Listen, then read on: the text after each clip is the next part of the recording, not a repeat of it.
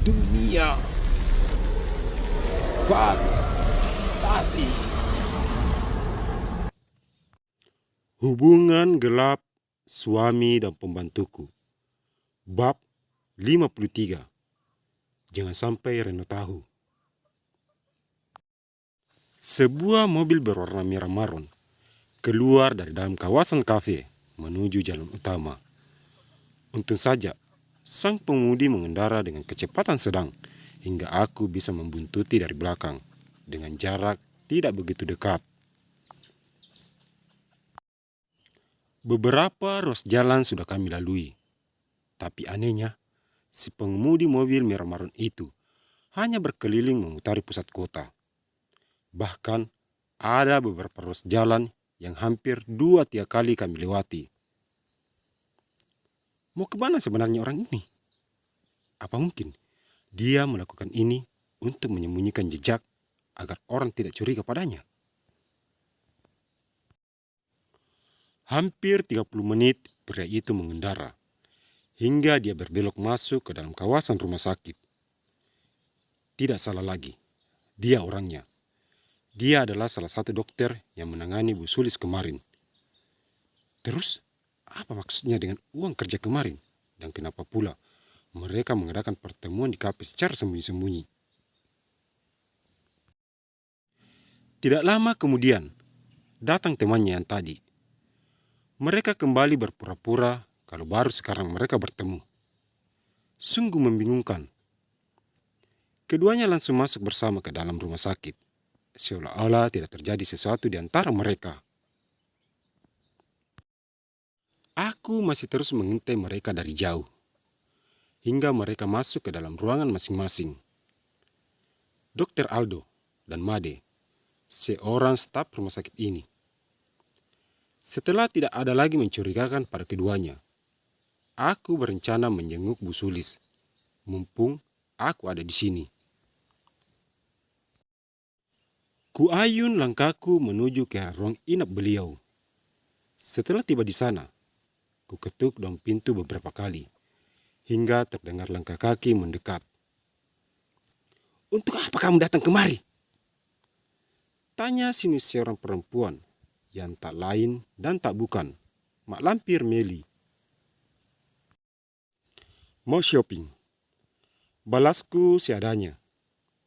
"Sekarang pulanglah, karena kehadiranmu di sini juga tidak dibutuhkan. Hanya mengurang-ngurangi oksigen bersih saja kamu ini di dalam ruangan." "Betul katamu, karena semua oksigen bersih sudah kamu hirup dan kamu hembuskan dengan polusi udara di dalamnya. Kamu benar-benar selalu membuat darah tinggiku kumat." Meli mendorongku menjauh dan mencoba menutup pintu. "Siapa?" terdengar suara Pareno di dalam. "Orang salah alamat." "Sudahlah." Reno membuka paksa pintu dan menemukanku berdiri tepat di hadapannya. "Sari ini, kenapa tidak langsung masuk saja? Bagaimana bisa masuk kalau ada malampir menghalangi jalanku?" "Meli, biarkan Sari ini masuk." "Aku tidak akan membiarkan dia masuk. Ingat mas, surat perjanjian kita poin pertama. Perempuan ini tidak boleh menemui mas dan ibu sebelum acara pernikahan kita berlangsung." Ternyata itu syarat yang harus ditandatangani Pak Reno sebelum malampir ini mendonorkan darahnya pada Bu Sulis. "Meli, makin cepat ibu sembuh, maka makin cepat kita menikah. Mungkin dengan kehadiran Rini di sini, kondisi ibu akan semakin membaik." Aku tahu dari nada bicara Pak Reno hanya untuk menghindari perdebatan dengan Meli. Pak Reno menarik tanganku masuk. "Awas saja kalau kamu sampai macam-macam atau berusaha merebut Reno dariku, maka kulempar kamu keluar dari dalam ruangan ini," omel Meli sambil menutup pintu. Kulihat Bu Sulis masih terbaring lemah di atas pembaringan. Raut wajahnya yang dulu pucat kini sudah kembali normal seperti dulu. Semoga ini tanda-tanda kalau kondisi beliau semakin membaik. Bu, coba lihat siapa yang datang. Sedikit demi sedikit, Bu Sulis membuka mata, lalu tersenyum. Rini, akhirnya kamu datang juga. Ibu sudah sampai khawatir kalau kamu masih menyimpan dendam pada ibu. Bu Sulis meraih tanganku. Ibu jangan berpikir sampai ke sana. Ada baiknya ibu istirahat dan fokus pada kesembuhan ibu. Nyonya, Anda sarapan dulu, lalu minum obatnya. Seorang suster mendekat sambil membawa mangkuk berisi bubur. Nanti saja, Sus. Aku masih ingin bicara dengannya. Tapi ini sudah waktunya minum obat, Nyonya. Mari, Sus. Berikan padaku, biar aku yang menyuapi ibu. Belum juga kurai mangkuk itu di tangan suster. Meli langsung merampasnya. Aku yang berhak menyuapi ibu, bukan kamu. Bentak Meli. Meli, kenapa sifatmu kekanak-kanakan sekali? Ibuku pasti senang bila Sarini yang melakukannya ketimbang kamu. Bentak balik Pak Reno. Sudahlah Pak, biarkan Meli yang melakukannya.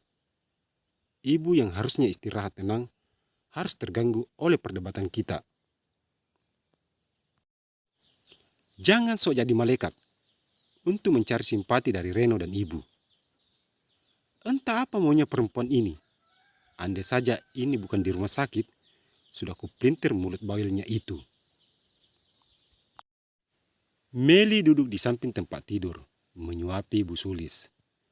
Tampaknya perempuan aneh itu begitu senang dapat mengalahkanku. Beda halnya dengan Bu Sulis. Dia tampak pasrah, dengan mata menyeratkan sesuatu padaku. Pak, apa kata dokter tentang kondisi ibu? Kata mereka, semakin hari kondisinya semakin membaik. Alhamdulillah kalau begitu. Kapan kira-kira ibu bisa pulang? Mungkin 3-4 minggu lagi. Meli berdiri dan menyerahkan kembali mangkuk itu pada suster. Kini suster yang menggantikan posisi Meli, memberi obat pada Bu Sulis. Ada baiknya ibu istirahat. Kapan-kapan Rini akan kemari lagi menjenguk ibu. Kuusap punggung tangan perempuan perbaya itu. Kenapa tidak sekalian saya tinggal di sini, menemani ibu? Banyak hal yang ingin ibu bicarakan padamu. Biarkan dia pulang, Bu. Ada aku yang akan terus menemani ibu di sini. Kembali Meli menyahut di belakang. Aku hanya mengangguk. Bu Sulis paham, bila aku terus ada di sana, tidak menutup kemungkinan perdebatan dengan Meli akan semakin terjadi.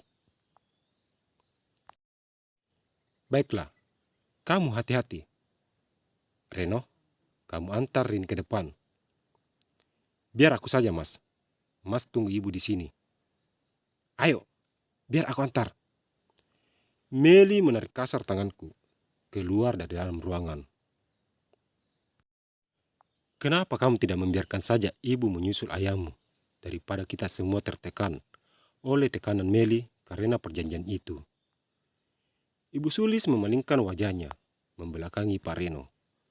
Air matanya menetes membasahi kain spray. Reno tidak ada pilihan lain, Bu. Reno sudah mengupayakan sebaik mungkin, tapi jalan satu-satunya hanya ada pada Meli. Golongan darahnya dan golongan darah ibu sama. Reno duduk mengusap punggung Bu Sulis. Ini semua gara-gara ibu. Andai saja ibu tidak sakit, kamu pasti tidak akan mendapatkan tekanan batin seperti ini. Anda bisa memilih, ibu lebih baik menyusul ayahmu daripada harus melihatmu menderita untuk yang kedua kalinya. Jangan berkata seperti itu, Bu. Kalau ibu juga meninggalkan Reno, terus di mana lagi Reno akan mengadu selain pada ibu? Reno memeluk tubuh ibunya. Sementara itu, di luar ruangan, Meli terus saja menarik kasar tanganku, menjauh dari ruangan Bu Sulis. "Lepaskan Meli," gertakku sambil menghempaskan tangan Meli. Aku yakin malampir itu merasakan sakit setelah aku perlakukan seperti itu. "Jangan coba-coba lagi datang kemari, menemui calon suami dan calon mertuaku. Aku heran sama kamu. Sudah tahu calon suami orang, kamu masih terus mendekati.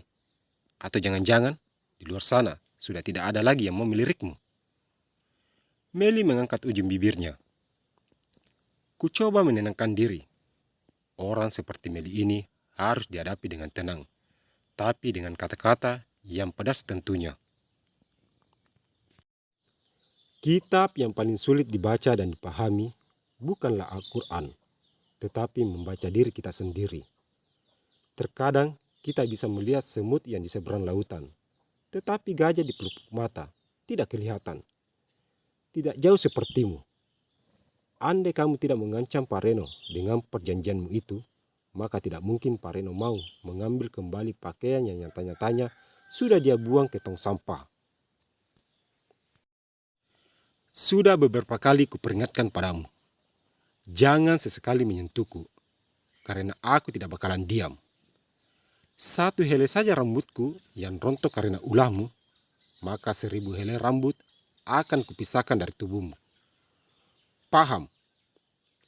Kembali kuhempaskan tangan Meli, tapi kini sedikit lebih kuat, hingga dia meringis. Satu lagi, aku yakin ada sebuah resep besar yang kamu tutupi dari kejadian donor darah itu. Sekali Pak Reno tahu, maka tamat sudah riwayatmu dan riwayat keluargamu. Kutinggalkan Meli dengan mata melotot. Ikuti terus kisah ini, dan jangan lupa untuk terus memberi dukungannya dengan cara subscribe, komentar, like, share, dan nyalakan lonceng notifikasinya agar tidak ketinggalan video terbaru dari kami. Terima kasih.